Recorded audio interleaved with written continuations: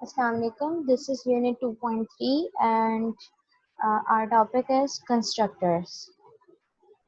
Previously we have discussed class और class में हमने बात की थी कि class has some properties जिसको हमने data fields का नाम कहा था। जैसे circle की class है तो circle की data field क्या है? Radius, ठीक है। और हमने क्या कहा था? Class has some और methods, ठीक है, जो क्या रिप्रेजेंट करते हैं उसके actions, उसके behaviors को represent करते हैं.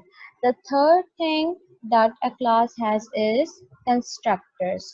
Constructors is basically used to construct the object. हमारे पास हम ये कह सकते हैं class consist of three things. First is your data field, second is your constructors and third is your methods. ठीक है, तो हम अपनी क्लास की प्रॉपर्टीज को आइडेंटिफाई करते हैं with the use of data fields, उसके बिहेवियर्स को आइडेंटिफाई करते हैं with the use of methods, और हम अपने ऑब्जेक्ट को कंस्ट्रक्ट जो करते हैं वो करते हैं with the use of constructors. Constructors को अगर आप गौर से देखें, दीज आर लाइक मेथड्स. जैसे सर्कल है तो सर्कल इज अ कंस्ट्रक्टर और इसी तरीके से get area is a method. अब दोनों में डिफरेंस अगर देखा जाए तो डिफरेंस क्या है? सर्कल इज अ कंस्ट्रक्टर, तो जो क्लास का नाम है वही हमारे कंस्ट्रक्टर का नाम है, लेकिन मेथड में ऐसा नहीं है. ठीक है, मेथड के अंदर आपके पास डिफरेंट नेम्स हो सकते हैं, वेयर एज जब आप कंस्ट्रक्टर बनाते हैं तो कंस्ट्रक्टर का वही नाम होता है जो आपकी क्लास का नाम है. अगर आप पर्सन क्लास बना रहे हैं तो पर्सन क्लास का कंस्ट्रक्टर का नाम भी क्या होगा? पर्सन होगा. सेकंड थिंग इज कि यहाँ पे मेथड की हमारे पास क्या चीज है? रिटर्न टाइप लगी हुई है. ठीक है, कि गेट एरिया की हमारे पास रिटर्न टाइप क्या लगी है? डबल लगा है. गेट पैरामीटर की रिटर्न टाइप क्या है? डबल है. सेट रेडियस की रिटर्न टाइप क्या है? वॉइड है. तो दैट मीन्स कि हमारे पास मेथड की रिटर्न टाइप्स होती हैं, वेयर एज जो कंस्ट्रक्टर है, कंस्ट्रक्टर की हमारे पास यहाँ पे कोई रिटर्न टाइप मेंशन नहीं है. ना ही हमारे फर्स्ट कंस्ट्रक्टर में मेंशन है, ना ही हमारे सेकंड कंस्ट्रक्टर में मेंशन है. तो हम 2 पॉइंट्स तो ये कह सकते हैं कि constructors are like methods but constructor have constructor has same name as that of class. जो क्लास का नाम होगा वही आपके कंस्ट्रक्टर का नाम होगा. Constructor do not have return types, जबकि मेथड्स में हमारे पास रिटर्न टाइप होती है. ठीक है, अगर वॉइड है, अगर कोई मेथड नल रिटर्न करता है तब हम क्या मेंशन करते हैं? वॉइड रिटर्न करते हैं. इवन हमारे पास यहाँ पे वॉइड भी मेंशन नहीं होगी because constructor do not have return type. तो ये तो हमारे बेसिकली हम ये कह सकते हैं ये कंस्ट्रक्टर का स्ट्रक्चर था कि किस तरीके से हम कंस्ट्रक्टर को बना सकते हैं. But question is why we are using constructors. ठीक है, कंस्ट्रक्टर्स हम बनाते क्यों हैं? तो कंस्ट्रक्टर्स हम क्यों बनाते हैं? Because to initialize your instance variables. ठीक है, हमने इसको डेटा फील्ड्स कहा था. डेटा फील्ड्स का दूसरा नाम हम क्या कह सकते हैं? Instance variables. तो इंस्टेंस वेरिएबल का मकसद क्या है? These are object variable. ठीक है, तो these constructors are used to initialize the instance variable. यहाँ पे हमारे पास रेडियस की वैल्यू क्या सेट हुई है? 1 सेट हुई है. इन केस अगर मैं अपने सर्किल की वैल्यू 5 इनिशियलाइज करना चाहती हूँ, ठीक है, तो मैं ऑब्जेक्ट बनाते हुआ, ठीक है, तो मैं कौन सा कंस्ट्रक्टर यूज करूंगी? Second one. ठीक है, जिसमें मेरे पास रेडियस की वैल्यू क्या सेट हो जाएगी? 5 सेट हो जाएगी. अब किस तरीके से सेट होगी कि लेट सपोज अगर मैं यहाँ पे कोई ऑब्जेक्ट बना रही हूँ ऑफ सर्किल क्लास. हमने बात की थी जब भी हम ऑब्जेक्ट बनाते हैं तो सबसे पहले हम क्या चीज लिखते हैं? अपनी क्लास का नाम. हमारी क्लास का नाम यहाँ पे सर्कल मौजूद है तो हम यहाँ पे भी क्या लिखेंगे? सर्कल लिखेंगे. नेक्स्ट स्टेप क्या था? कोई भी वेरिएबल नेम हमने यहाँ पे ओबीजे लिख दिया. आप ओबीजे के अलावा ए लिख सकते हैं, बी लिख सकते हैं, एनी नेम जो आपको पसंद हो. ठीक है, इज इक्वल्स टू हमारा रिजर्व कीवर्ड कौन सा था? न्यू कीवर्ड, ठीक है। New keyword is use to reserve space in your memory. Again new keyword के बाद हम क्या चीज कॉल करते हैं? कंस्ट्रक्टर कॉल करते हैं ऑफ द क्लास। अच्छा, हमारे पास यहाँ पे कितने कंस्ट्रक्टर अवेलेबल हैं? 2 कंस्ट्रक्टर अवेलेबल है। फर्स्ट वन कंस्ट्रक्टर जिसकी ना कोई बॉडी है ना ही जिसके कोई पैरामीटर है। सेकंड कंस्ट्रक्टर में हमारे पास एक डबल टाइप का पैरामीटर एक्सेप्ट हो रहा है जिसकी वैल्यू हमारे डेटा फील्ड पे असाइन हो रही है। ऐसे ही है कि आपके पास न्यू रेडियस की कोई भी वैल्यू हो सकती है, ठीक है, और न्यू रेडियस की वैल्यू हमारे कहाँ पे असाइन हो रही है? हमारे रेडियस वेरिएबल पे असाइन हो रही है। तो इन केस मेरे पास 2 पॉसिबिलिटीज हैं अपने ऑब्जेक्ट को कंस्ट्रक्ट करने की। या तो मैं अपने फर्स्ट वन कंस्ट्रक्टर को यूज करते हुए अपना ऑब्जेक्ट कंस्ट्रक्ट करूं, या फिर मैं सेकंड कंस्ट्रक्टर को यूज करते हुए अपना ऑब्जेक्ट कंस्ट्रक्ट करूं। अभी जब मैं अपने इस ऑब्जेक्ट को कंस्ट्रक्ट करूंगी, ठीक है, तो यहाँ पे मेरे पास ओबीजे के अंदर रेडियस की वैल्यू क्या सेट हो जाएगी? 1 सेट हो जाएगी। क्यों? क्योंकि यहाँ पे मैंने कौन सा कंस्ट्रक्टर यूज किया है? फर्स्ट कंस्ट्रक्टर यूज किया है। तो इसमें हम क्या कह सकते हैं कि हमारे पास रेडियस की वैल्यू क्या सेट हो जाएगी? 1 सेट हो जाएगी। वेयर एज अगर मैं अपना सेकंड कंस्ट्रक्टर को यूज करूं, लेट सपोज ओबीजे 2 नाम दे दिया मैंने। अब अपने ऑब्जेक्ट का क्या नाम दे दिया? 2 नाम दे दिया। न्यू सर्कल, और यहाँ पे मैंने वैल्यू क्या पास कर दी? 5 पास कर दी। तो ये 5 वैल्यू कहाँ पे जाके सेव हो जाएगा? न्यू रेडियस में सेव हो जाएगा, और न्यू रेडियस से वो कहाँ पे जाके सेव हो जाएगी? हमारे रेडियस में सेव हो जाएगी। तो हम क्या कह सकते हैं? अगर मैं सेकंड कंस्ट्रक्टर यूज कर रही हूँ तो मेरे रेडियस की वैल्यू क्या सेट हो रही है? 5 सेट हो रही है। तो हमारे it totally depends on the constructor कि हम अपने डेटा फील्ड्स के अंदर अपने इंस्टेंस वेरिएबल के अंदर किस तरीके से वैल्यूज को इनिशियलाइज कर सकते हैं। तो हमारे कंस्ट्रक्टर का मेन मकसद क्या है? टू कंस्ट्रक्ट योर ऑब्जेक्ट, ठीक है। हमने क्या कहा?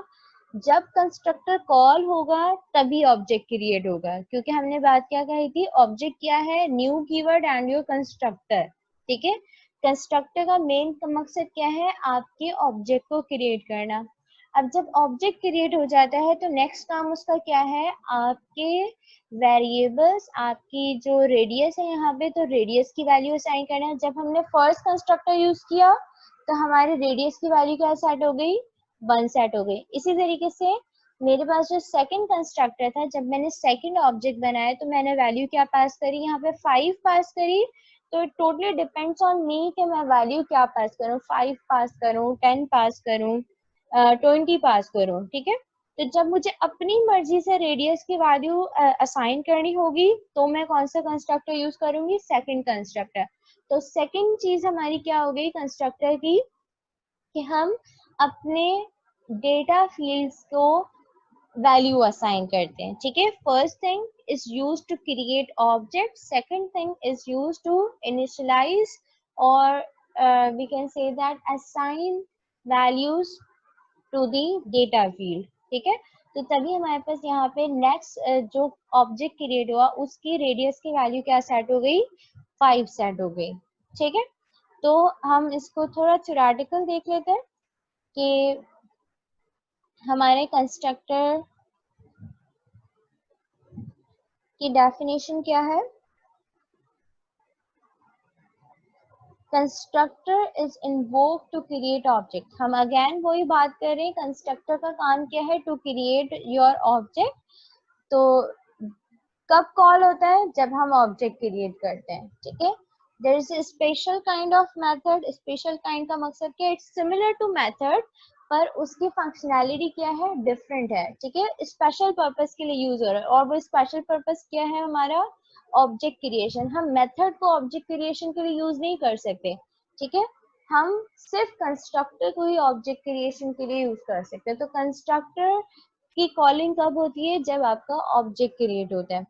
3 प्रॉपर्टीज आपको याद रखनी है जब हम कंस्ट्रक्टर बनाएंगे, तो आपके माइंड में ये प्रॉपर्टीज होनी चाहिए कि कंस्ट्रक्टर का नाम वही होगा जो आपकी क्लास का नाम है। सर्कल का कंस्ट्रक्टर बना रहे हैं, सर्कल की क्लास का बना रहे हैं, तो हमारे कंस्ट्रक्टर का नाम भी सर्कल होगा। अगर पर्सन की क्लास का कंस्ट्रक्टर बना रहे हैं, तो हमारी पर्सन की क्लास का जो कंस्ट्रक्टर का नाम होगा वो भी क्या होगा, पर्सन होगा।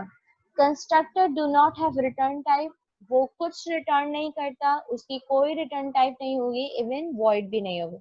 And third thing is constructor की हमारे पास जो कॉलिंग होती है वो कब होती है, जब हम ऑब्जेक्ट क्रिएट करते हैं, ठीक है। तो ये 3 चीजें, 3 properties should be keep in mind whenever you are creating constructor, ठीक है। सो अगर ये छोटा सा क्वेश्चन है कि अगर मैं रिटर्न टाइप लगा दूं दैट इज वॉइड, तो ये कंस्ट्रक्टर कहलाएगा या मेथड कहलाएगा?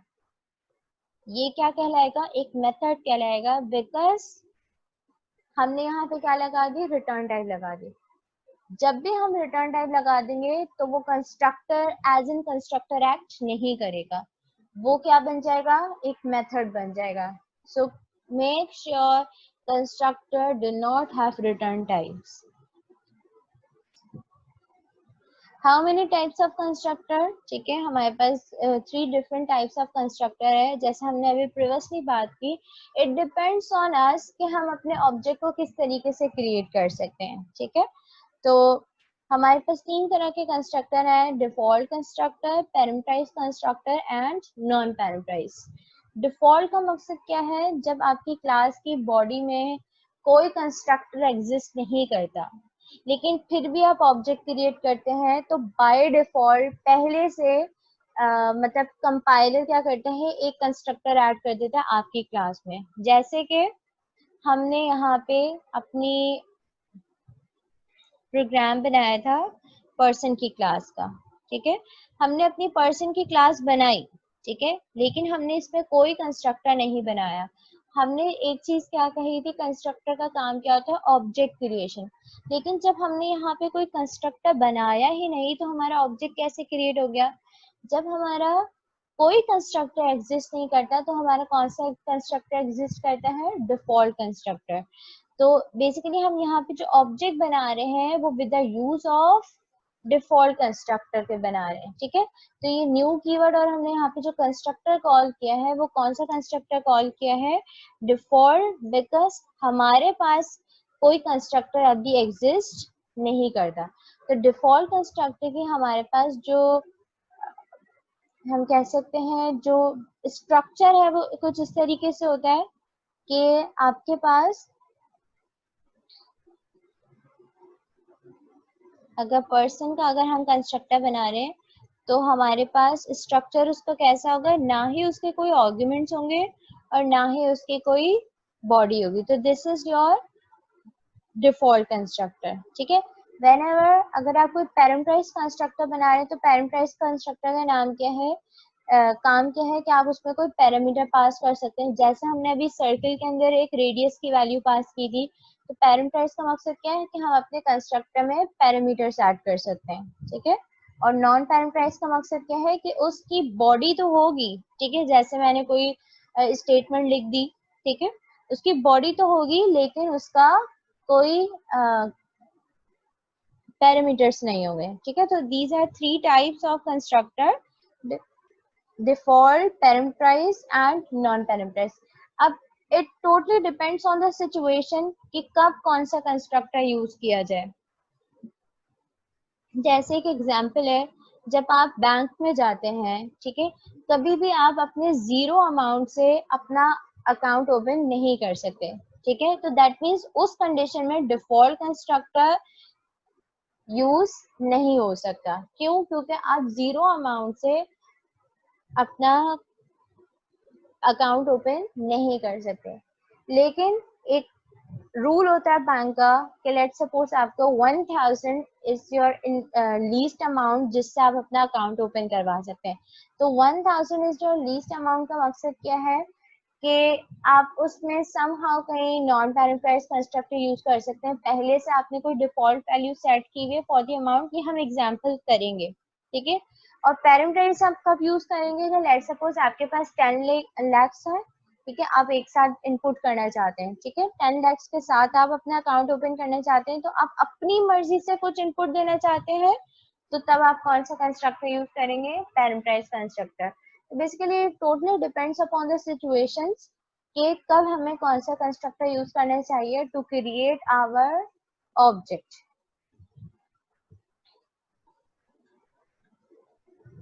ठीक है, तो नेक्स्ट सेशन में नेक्स्ट यूनिट में हम अपने कंस्ट्रक्टर्स को प्रैक्टिस करेंगे।